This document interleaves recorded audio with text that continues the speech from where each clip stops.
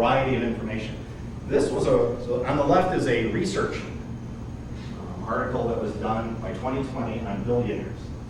And there were a bunch of key points that they had. On the right side is the Forrester Research Group. And they talk about their key points for successful organizations, or as they call it, business intelligence.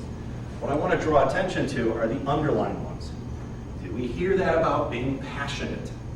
These are from billionaires. They are doing what they love. They got there because they were willing to work harder than anybody else. They accepted if failures were going to happen, but they didn't accept failure as the only outcome. It wasn't fatal, but they brought themselves back on task.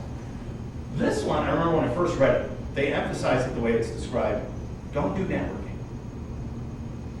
I don't know about you, but that was like, what are you talking about? I've been teaching networking for years. Don't do networking. Establish relationships. Absolutely important. These are people that you hopefully can now turn to, that you can be on a more personal level. They actually think of you. It's not just merely someone's card, but you actually find commonalities. You might call. One of the great examples of this is Peyton Manning. When a great player ends their career, not Peyton, you might come in, but when another player ended their great career in sports, Peyton Manning handwrote a personal letter to them, thanking for their influence on his life. A personal handling. Not a computer generated, not a template, but a personal letter. A couple others on here. Live by your values and morals, ethics. I love these two right here. Success unshared is failure. Getting those people working for you to buy in. Business with bad people is always bad business.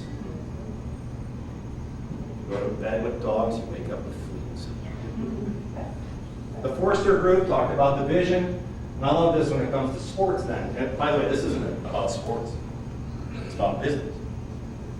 Assess your current team, okay, who's on your roster when I talk to teams. Understand your needs. They're strategic, tactical, and operational.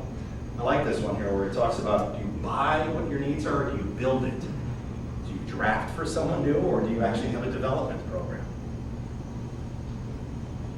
All right, so building a successful team.